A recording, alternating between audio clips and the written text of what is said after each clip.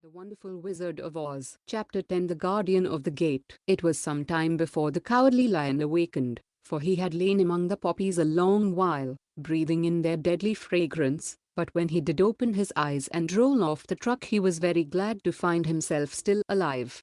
"I ran as fast as I could," he said, sitting down and yawning, "but the flowers were too strong for me." "How did you get me out?" Then they told him of the field mice, and how they had generously saved him from death. And the Cowardly Lion laughed, and said, "I have always thought myself very big and terrible, yet such little things as flowers came near to killing me, and such small animals as mice have saved my life. How strange it all is! But, comrades, what shall we do now?" "We must journey on until we find the road of yellow brick again," said Dorothy, "and then we can keep on to the Emerald City." So, the lion being fully refreshed, and feeling quite himself again, they all started upon the journey, greatly enjoying the walk through the soft, fresh grass, and it was not long before they reached the road of yellow brick and turned again toward the Emerald City where the Great Oz dwelt.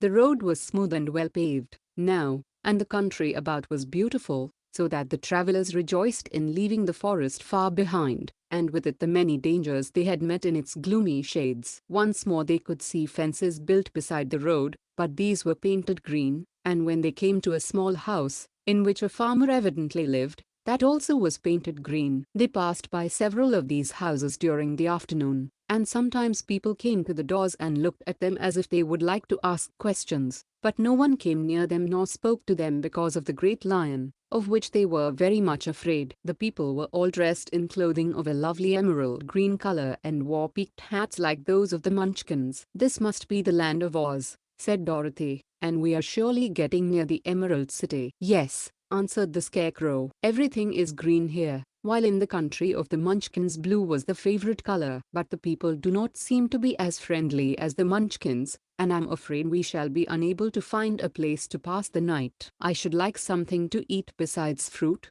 said the girl, "and I'm sure Toto is nearly starved. Let us stop at the next house and talk to the people." So, when they came to a good-sized farmhouse, Dorothy walked boldly up to the door and knocked. A woman opened it just far enough to look out, and said, "What do you want, child? And why is that great lion with you?" "We wish to pass the night with you, if you will allow us," answered Dorothy, "and the lion is my friend and comrade, and would not hurt you for the world." "Is he tame?" asked the woman, opening the door a little wider. "Oh, yes," said the girl, "and he is a great coward, too. He will be more afraid of you than you are of him." "Well," said the woman, after thinking it over and taking another peep at the lion, "if that is the case you may come in, and I will give you some supper and a place to sleep." So they all entered the house, where there were, besides the woman, 2 children and a man. The man had hurt his leg, and was lying on the couch in a corner. They seemed greatly surprised to see so strange a company, and while the woman was busy laying the table the man asked, "Where are you all going?" "To the Emerald City,"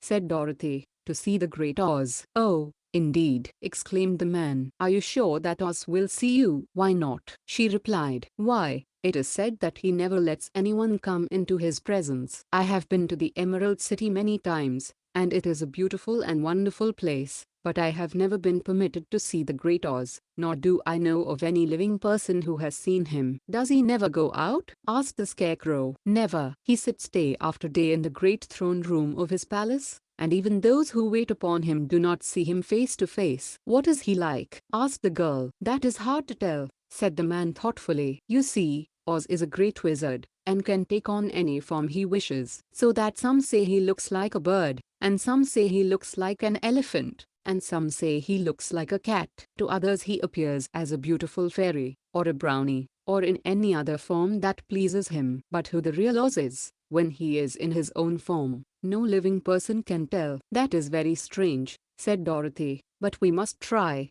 in some way, to see him, or we shall have made our journey for nothing." "Why do you wish to see the terrible Oz?" asked the man. "I want him to give me some brains," said the Scarecrow eagerly. "Oh, Oz could do that easily enough," declared the man. "He has more brains than he needs." "And I want him to give me a heart," said the Tin Woodman. "That will not trouble him," continued the man, "for Oz has a large collection of hearts, of all sizes and shapes. And I want him to give me courage, said the Cowardly Lion. Oz keeps a great pot of courage in his throne room, said the man, which he has covered with a golden plate, to keep it from running over. He will be glad to give you some, and I want him to send me back to Kansas, said Dorothy. Where is Kansas? Asked the man, with surprise. I don't know, replied Dorothy sorrowfully, but it is my home, and I'm sure it's somewhere, very likely. Well, Oz can do anything, so I suppose he will find Kansas for you. But first you must get to see him, and that will be a hard task,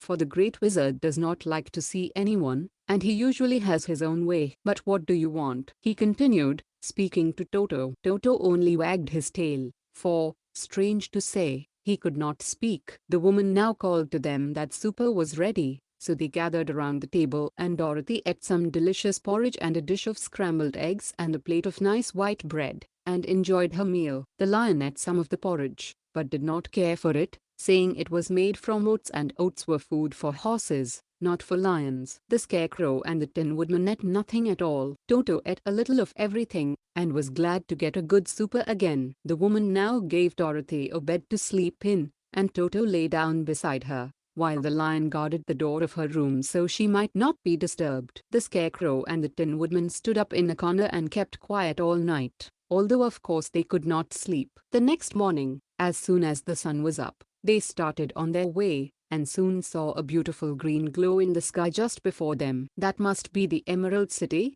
said Dorothy. As they walked on, the green glow became brighter and brighter, and it seemed that at last they were nearing the end of their travels. Yet it was afternoon before they came to the great wall that surrounded the city. It was high and thick and of a bright green color. In front of them, and at the end of the road of yellow brick, was a big gate, all studded with emeralds that glittered so in the sun that even the painted eyes of the Scarecrow were dazzled by their brilliancy. There was a bell beside the gate, and Dorothy pushed the button and heard a silvery tinkle sound within. Then the big gate swung slowly open, and they all passed through and found themselves in a high arched room, the walls of which glistened with countless emeralds.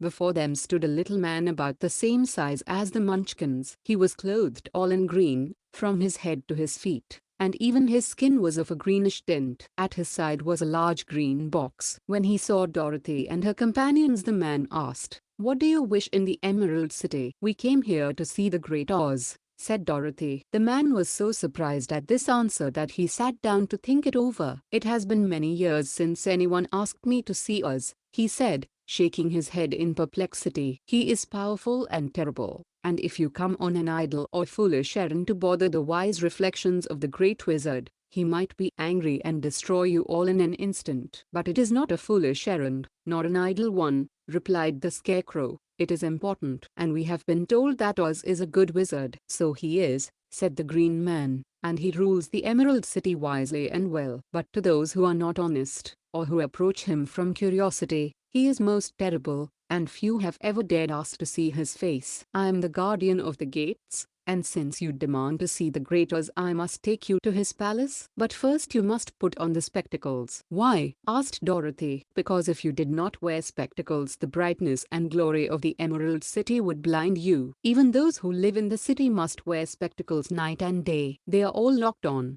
for Oz so ordered it when the city was first built, and I have the only key that will unlock them." He opened the big box, and Dorothy saw that it was filled with spectacles of every size and shape. All of them had green glasses in them. The guardian of the gates found a pair that would just fit Dorothy and put them over her eyes. There were 2 golden bands fastened to them that passed around the back of her head, where they were locked together by a little key that was at the end of a chain the guardian of the gates wore around his neck. When they were on, Dorothy could not take them off had she wished. But of course she did not wish to be blinded by the glare of the Emerald City, so she said nothing. Then the Green Man fitted spectacles for the Scarecrow and the Tin Woodman and the Lion, and even on little Toto, and all were locked fast with the key. Then the guardian of the gates put on his own glasses and told them he was ready to show them to the palace. Taking a big golden key from a peg on the wall, he opened another gate, and they all followed him through the portal into the streets of the Emerald City.